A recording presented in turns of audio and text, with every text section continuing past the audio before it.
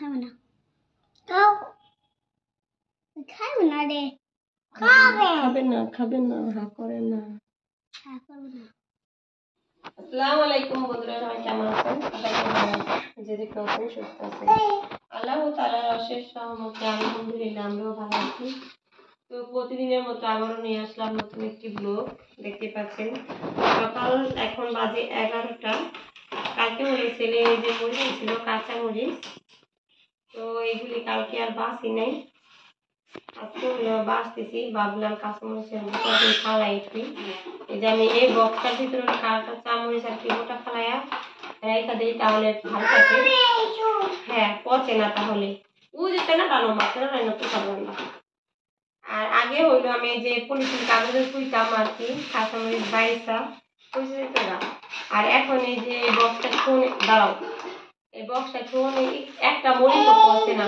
তো আপনাদের ঘরে যদি থাকে দিবেন তাহলে দেখবেন মরিচ পচবে না এভাবে সংরক্ষণ করা যায় অনেকদিন পচে না এই জন্য আমি এটার ভিতরে এখন রাখি এটার ভিতরে লেচু ছিল লেচু আনছিলাম তো ওই বক্সটা ফালাই নেই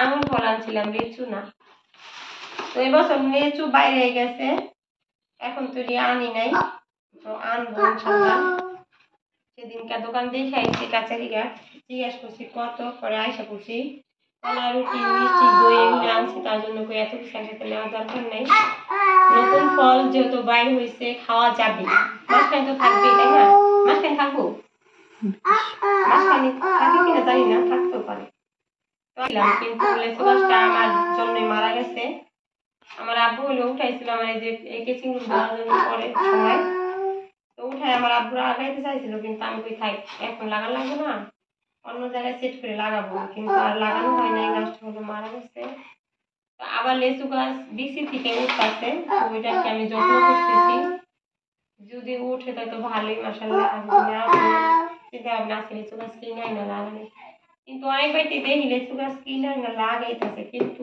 লেচু তো হয় না মনে হয় জানি কলম কাটা লেচু গাছ লাগাইলে হবে তো আমার রান্নাঘর রান্না করতে যেতে ইচ্ছে হইতেছে না অনেক গরম এই জন্য লাঠি চুলায় ভাতটা বসাই দিচ্ছি ভাতটা হইতেছে হইলো আজকে তার উল্টা পাল্টা কথা বলতেছি বুঝতে পারছি না কি জন্য গ্যাসে ভাতটা বসাই দিচ্ছি এখন আমার গ্যাসে আনতে ইচ্ছা হয় লাঠিতে যাইতে ইচ্ছা হয় না প্রচন্ড পরিমাণে হলো গরম রান্না করে আর পাতা দিয়ে রাঁধতে হয় আর ঝামেলা হয়ে যায় এটা মায়া আমি মানে বিরক্ত করে মেয়ে তার জন্য ইচ্ছা হয় না আমি পাশের ঘরে যাই আর গ্যাসে রান্না করলে কি হাসি পায় বসে বসে চিন্তায় ঠান্ডা থাকা যায় আবার গ্যাস ভাত হইতেই থাকে মানে ঝামেলা নাই তরকারি দুই পদ রান্না করলে কাইটে কুটে নিলেই হয় নিয়ে চুলায় দুই পদ বসাই দিলে দুই চুলা হয়ে যায় শর্টকাট ভাবে রান্না তো কি আর করবো গ্যাসের যে দাম গ্যাসে রান্না করতে পারি না আর গ্যাসের দামটা একটু কমছে 1600 টাকা থেকে 300 টাকা কমছে যমুনার গ্যাস আমি আনছি 1300 টাকা দাম আবার আগামী মাসে একটা আনবো একটা শেষ হয়ে গেছে এবারও যমুনায় আনবে দোকানে যাই আমরা একটা দোকান গ্যাস পাল্টে নিচ্ছি দোকানের না রুমির দোকান থেকে পাল্টে নিয়েছে ওই দোকান থেকে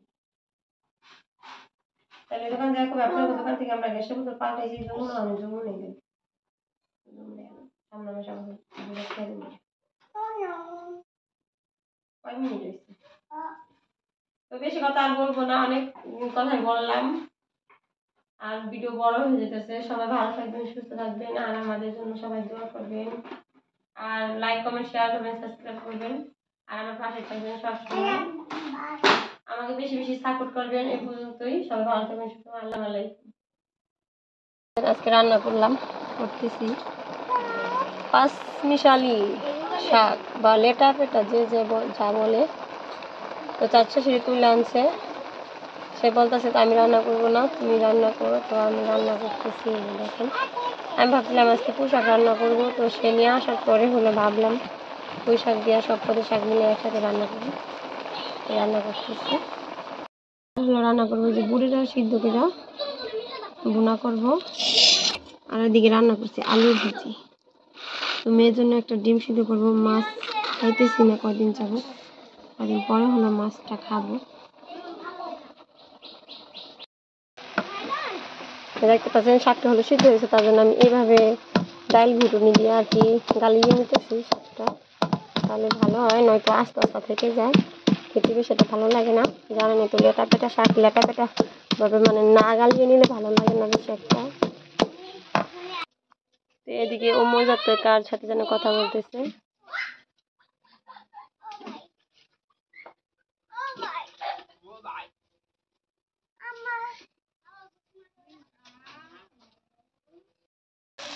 এই শাক ভাজিটা করা হয়ে গেছে, দেখতে পাচ্ছেন কালারটা কত সুন্দর, একদম সবুজ কালার।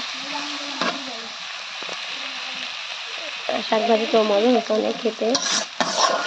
আমি একটু লবণ দেখলাম অনেক মজাই হয়েছে শাকটা।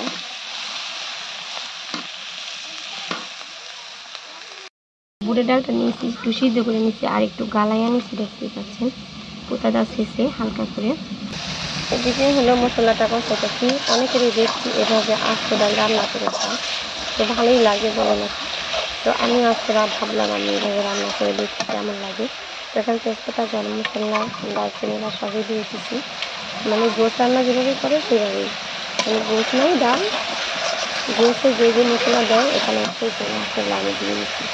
তো মশলাটা আমার ভালোভাবে কষানো হয়ে গেছে, এখন আমি ডালটা দিয়ে দিলাম। তো এটাকে ভালোভাবে একটু কষিয়ে নেব।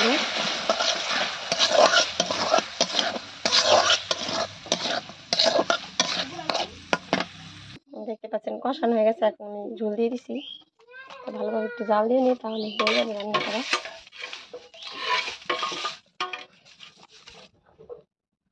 পাচ্ছেন এখানে হলো কিছু আম আমি কেটে নিয়েছি হলো আম সত্ত্ব বানানোর জন্য। তো এই বছর হলো আম সত্ত্ব বানাই নেই। ছেলে বললো, ভাবছিলাম এই কি করবো, ভাবতে পারি নাই। তো ছেলে বললো, মা এবছর তো আম সত্ত্ব বানাই দাও নাই, তো এই আমগুলি আনছি, এই আমগুলি দিয়ে আমাকে আম সত্ত্ব বানাই দাও। তো ভাবলাম তাই করি, নাই তো নষ্ট হয়ে যাবে। তো কিছু নষ্ট হয়েও গেছে, তো এখন আম সত্ত্বটা বানাই দেবো। এই তো আম সত্ত্বটা হলো কষাইতেছি এখন। কালারটা লাল হয়ে গেছে, এগুলির ভিতরে একটু পাঁচফোড়নটা বেটে নিচ্ছি, দিয়ে দিব টেস্ট বাড়ানোর জন্য। আমি একটা সসমাইল বলে এখানে, এটাকে ঢাকনা বলে, সসমাইল না ঢাকনা। হলো তেলটা মাখাই নিচ্ছি, আম সত্ত্বটা বানানো হয়ে গেছে। তো এটাকে এখন রাখবো, রেখে আমি শুকা দিব, তার জন্য মাখাই নিচ্ছি তেলটা। এই দেখতে পাচ্ছেন সেই আম সত্ত্ব বানানো হয়ে গেছে। এখন আমি আমি নামাই নিছি, এখন এটাকে ভালোভাবে মাখিয়ে নিব। এটা হলো লহে পাতলা করে দিব, তাহলে তাড়াতাড়ি শুকিয়ে যাবে। পাতলা আম সত্ত্বটাই বেশি মজা লাগে।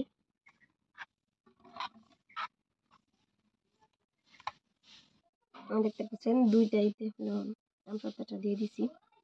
তো প্রথমে একটাই দিতে বলেছিলাম, কিন্তু দেখি মোটা বেশ হয়ে যায়, আম সত্ত্ব বেশি মোটা হলে মজা লাগে না, তার জন্য আমি দুইটাইতে দিয়ে নিচ্ছি।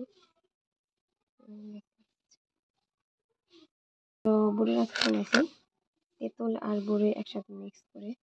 এইগুলি আরেকবার আপনাদের সাথে শেয়ার করেছিলাম, তো সেই সময় হলো শুরুতে বড়ই আচার বানাইছিলাম, তো এখন আবার তেঁতুল মিক্স করলাম। তো তেঁতুলটা বড়ির সাথে একসাথে মিক্স করলে হলে মজাটা বেশি লাগে, তার কারণ হলো আমি তেঁতুল আর বড়ি একসাথে দিয়ে দিচ্ছি। দেখতে পাচ্ছেন কাওয়াই নিয়ে গেছে, দেখতে পাচ্ছেন এখানে হলো আচার রয়ে দিছি, আম সত্ত্ব রয়ে দিয়ে দিছি। এই যে আম সত্ত্বগুলো, আর এদিকে হলো আচার, এদিকে আছে শুকনো মরিচ। তো এই দেখেন আচারটা হলো, আম সত্ত্বটা হলো কাওয়াই নিয়ে গেছে গা, কাওয়া একটা বেদব।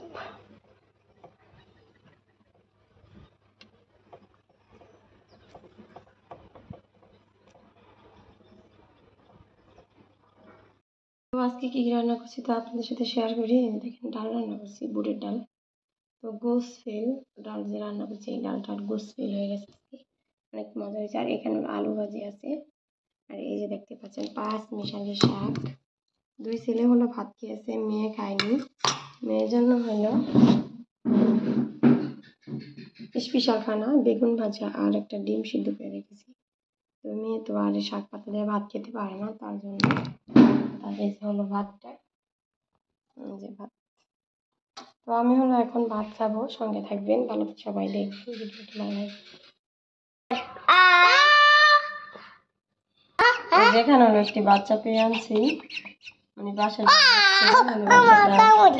কাকের মুখের থেকে রাখছে, তার মায়ের মতো করে তাকে দেখেন কিভাবে সে হাত করে,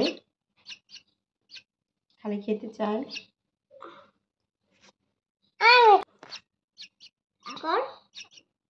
কাকের বাচ্চা না কিসের বাচ্চা জানি না, তো সে বলছে চিলের বাচ্চা, সেও শিওর জানে না কি পাখির বাচ্চাটা। তো আমার মনে হইতেছে বেশিরভাগ সম্ভব কাকের বাচ্চা হবে। কাকের বাচ্চা এরকম হয়।